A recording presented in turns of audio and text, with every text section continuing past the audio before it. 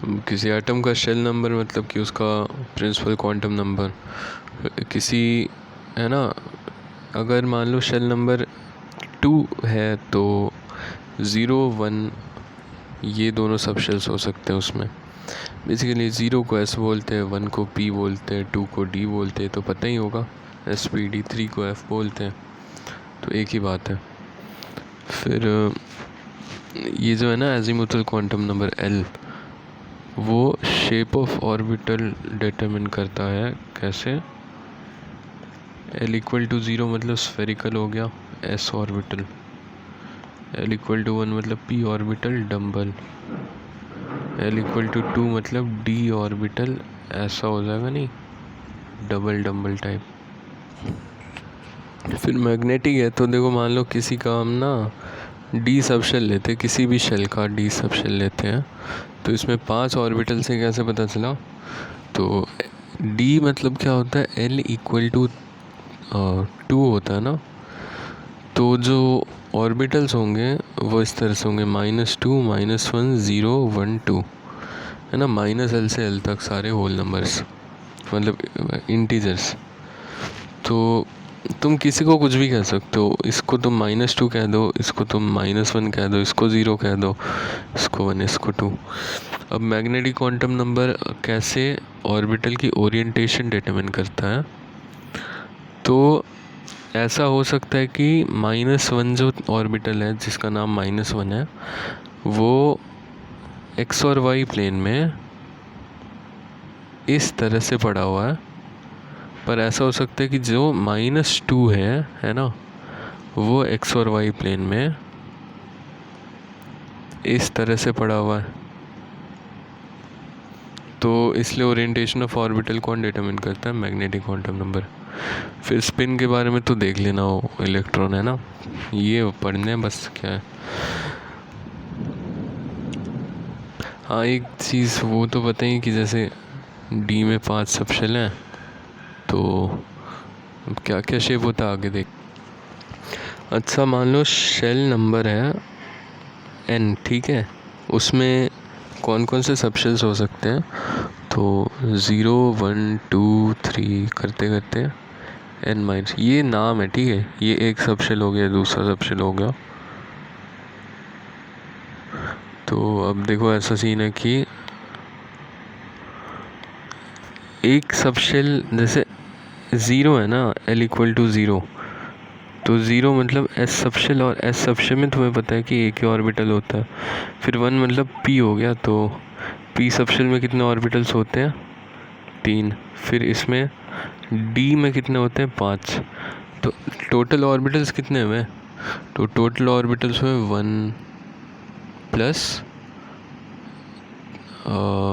3 plus 5 plus and so on करते करते, तो 1 + 3 + 5, और ये टोटल कितने टर्म्स हैं यहाँ पे? n टर्म्स है ना, तो 2n - 1 लिख सकते। अब देखो इसमें ऐसा है कि शेल नंबर तो नेचुरल नंबर होता है, तो जब n इक्वल टू 1 रखोगे तो ये क्या आ रहा है? n इक्वल टू 1 रखने पे 1 आ रहा है ना, जो कि एक होल नंबर है।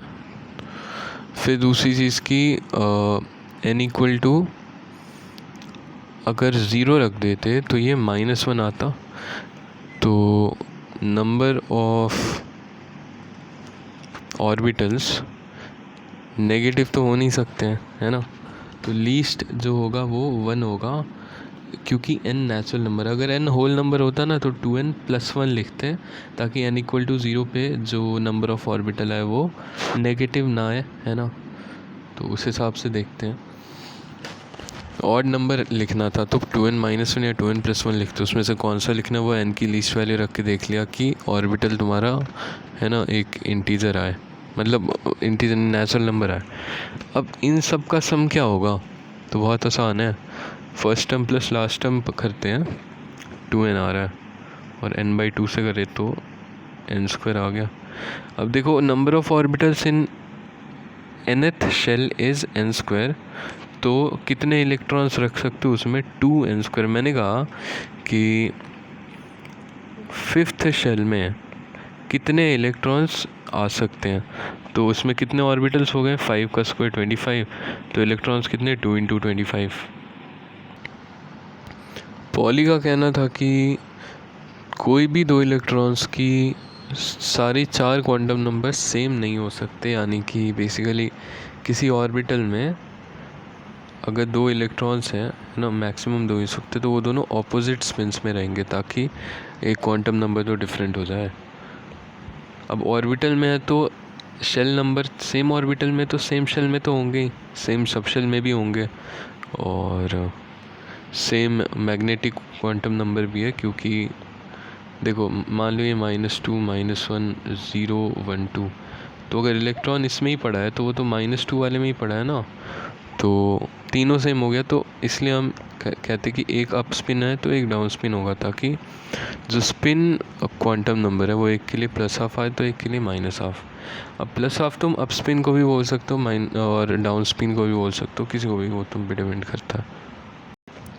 फिर ऑफ रूल में क्या है कि अगर मल्टी इलेक्ट्रॉनिक स्पीशीज यानी कि किसी में एक से ज़्यादा इलेक्ट्रॉन्स हैं तो इलेक्ट्रॉन कैसे भरेंगे, जैसे कि तुम पूछ सकते हो कि 4s और 3d में किस में पहले इलेक्ट्रॉन भरेंगे, तो जिसका n+l कम है उसमें भरेंगे, क्योंकि एनर्जी लेवल दर्शाता है ये, तो जिसकी एनर्जी लेवल कम, बेसिकली इलेक्ट्रॉन को भरने में कितनी एनर्जी देनी पड़ रही है वो एनर्जी लेवल ऑफ ऑर्बिटल कहलाता है। तो 4s का n तो 4 है और s के लिए तो l 0 बोलते हैं ना, तो हो गया 4 n+l, और 3 + 2 हो जाएगा 5, है ना, इसका n+l, तो 4s में पहले भरेंगे कंपेयर टू 3d। लेकिन 4s और 3p में किस में भरेंगे, तो दोनों का ही n+l 4 आ रहा है, तो तब सिर्फ n पे डिपेंड करेगा कि जिसका n कम उसमें जल्दी भरेंगे, ठीक है।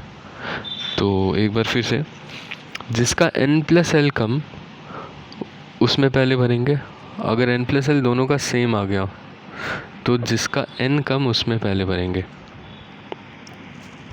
और ये था मल्टी इलेक्ट्रॉनिक के लिए। सिंगल इलेक्ट्रॉन स्पीशीज जैसे हाइड्रोजन हो गया, लिथियम 2+ हो गया, एक ही इलेक्ट्रॉन है ना, तो इसमें जब इलेक्ट्रॉन भरेंगे तो हमें ये देखना होगा कि ऑर्बिटल्स की एनर्जी सिर्फ n पे डिपेंड कर रही है ना।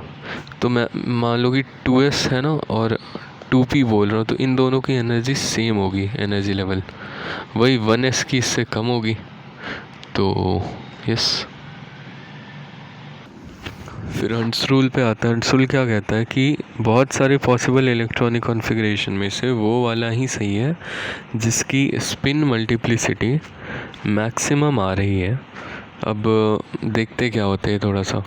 तो पॉलीज एक्सक्लूजन प्रिंसिपल तो हमेशा फॉलो होगा ही ना, 2 इलेक्ट्रॉन्स के चारों क्वांटम नंबर सेम नहीं हो सकते, यानी कि अगर एक ही ऑर्बिटल में है इलेक्ट्रॉन्स तो तुम मैक्सिमम 2 भर सकते हो, और वो भी ऑपोजिट स्पिन्स में, राइट। तो अगर एक इलेक्ट्रॉन को अप स्पिन में भर दिया और दूसरा इलेक्ट्रॉन भरना है तो डाउन स्पिन में भरना पड़ेगा, तो ये तो फॉलो होगा ही। दूसरी चीज़ ये है कि मान लो तुम्हारे पास ना 7 इलेक्ट्रॉन्स हैं, तो तुम ये बोल सकते हो कि पहला ऐसे भर दिया तो दूसरा यहाँ भरे या फिर यहाँ भरे, है ना, दूसरा इसमें भरूँ या फिर इसमें भरूँ। तो वही हंट्स रूल बताता है कि चलो तुम्हारे पास 7 इलेक्ट्रॉन्स हैं, ठीक है, एक तो ये कॉन्फ़िगरेशन हो गया, और एक कॉन्फ़िगरेशन तुमने ऐसा कर दिया कि चलो 1 2 3 4 5 6 7 ऐसा भर देते हैं। तो अब देखो स्पिन मल्टीप्लिसिटी कैसे निकालेंगे, तो सिंपल सी बात है, टोटल स्पिन पहले तो निकाल लो। टोटल स्पिन क्या होता है, सारे इलेक्ट्रॉन्स की ना स्पिन का सम। जैसे कि अगर अपवर्ड वाले इलेक्ट्रॉन को तुम +½ बोल रहे हो तो डाउनवर्ड को -½ बोलोगे ना, डाउन स्पिन वाले को।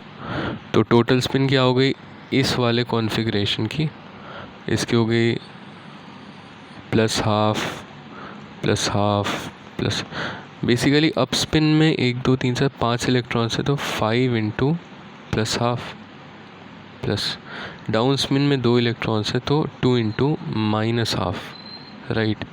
तो ये हो गई तुम्हारी टोटल स्पिन।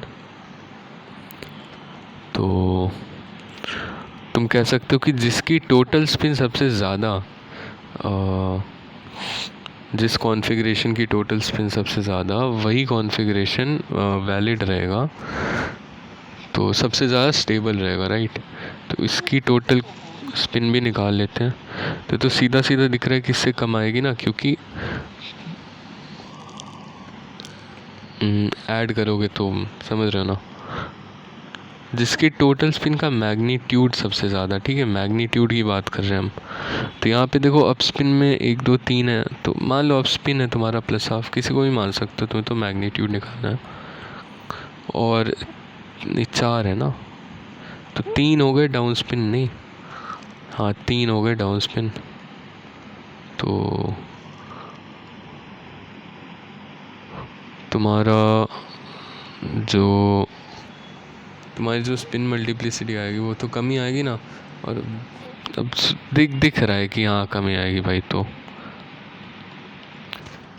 तो इन दोनों से कौन सा कॉन्फ़िगरेशन सही है, ये वाला।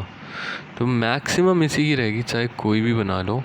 तो बेसिकली कहने का मतलब ये है ना कि अब ये चीज़ तो एक बार याद रखनी पड़ेगी, बहुत ध्यान में रखना पड़ेगा। और दूसरा है कि जब इलेक्ट्रॉन भर रहे होगे ना, तो जैसे कि डी सबशेल है, इसमें 5 ऑर्बिटल हुए। पहला इलेक्ट्रॉन अगर अपस्पिन में भरा है इसमें, तो दूसरा इलेक्ट्रॉन ऐसे इसमें नहीं भरना। जब तक एक एक इलेक्ट्रॉन सब में ना भर दो तब तक पेयरिंग नहीं करानी है। और पेयरिंग कराओगे तो पॉलीज एक्सक्लूजन प्रिंसिपल से ऑपोजिट स्पिन में ही करानी पड़ेगी, है ना। जितने इलेक्ट्रॉन्स तो भरते रहना, और क्या।